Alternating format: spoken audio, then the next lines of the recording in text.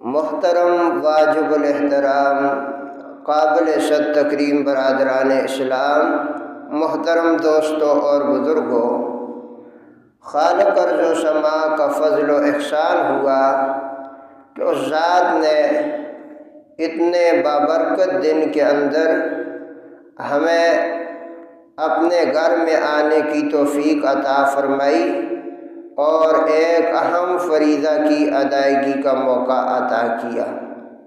یہ محض اس ذات کا فضل و احسان ہے۔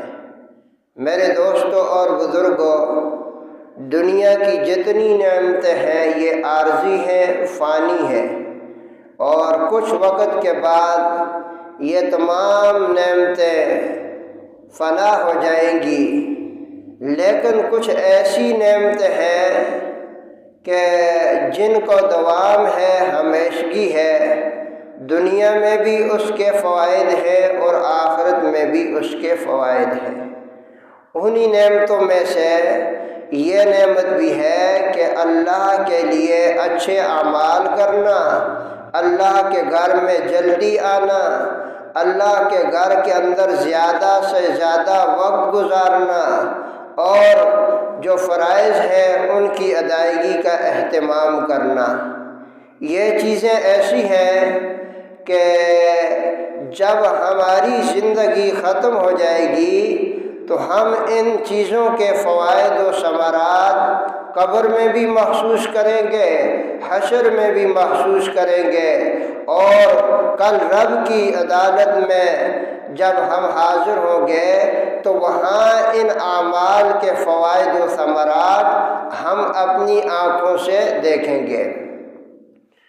تو اس سے یہ واضح ہوا کہ یہ دنیا کے اندر مال و دولت، حسن و جوانی، تعلقات، عہدہ، جوانی، یہ سب کچھ عارضی ہیں۔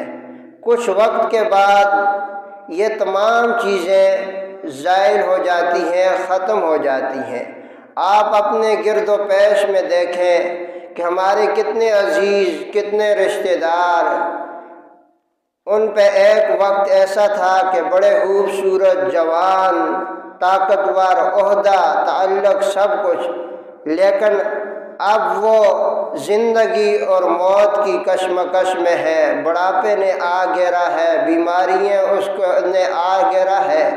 اب ان کا وہ حسن، وہ جوانی ختم ہو چکا ہے، اب ان کا پاؤں قبر کے قریب تک پہنچ چکا ہے۔ یعنی ہم میں سے ہر ایک نے جانا ہے یہ دنیا کے یہ تمام چیزیں فنا ہونی ہے۔ جب یہ بات واضح ہو گئی کہ اعمال صالحہ، اللہ کے دین پہ چلنا، اصل بقا اور دوام ان چیزوں کے ہے، تو ہم اس میں سستی کیوں کرتے ہیں؟ کیوں ہم اپنا نقصان کرتے ہیں؟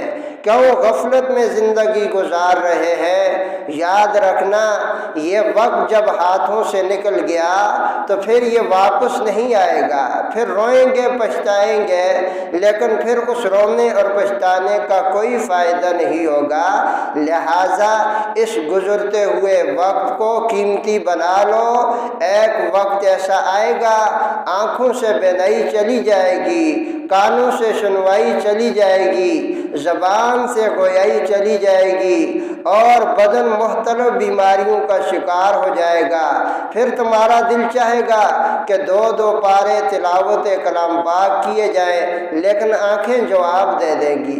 پھر تمہارا دل چاہے گا کہ مسجد میں جا کر صف اول میں بیٹھوں، لیکن تمہاری صحت تمہیں اجازت نہیں دے گی۔ اور پھر تمہارا دل چاہے گا کہ لمبی لمبی رکعتیں پڑھوں، لیکن کمزوری، بدن کی کمزوری تمہارے آگے حائل ہو جائے گی۔ تو اب جب اللہ نے تمہیں صحت بھی دی ہے، مال بھی دیا ہے، جوانی بھی دی ہے، سب کچھ ہے، تو ان نعمتوں کو ہوتے ہوئے اپنی آخرت کی فکر کیوں نہیں کرتے؟ لہٰذا اگر کوئی سستی کر رہا ہے تو وہ کسی کا نقصان نہیں کر رہا، وہ اپنا نقصان کر رہا ہے۔ تو بہرحال اللہ تعالی ہمیں موت سے پہلے سمجھ کی توفیق عطا فرمائے۔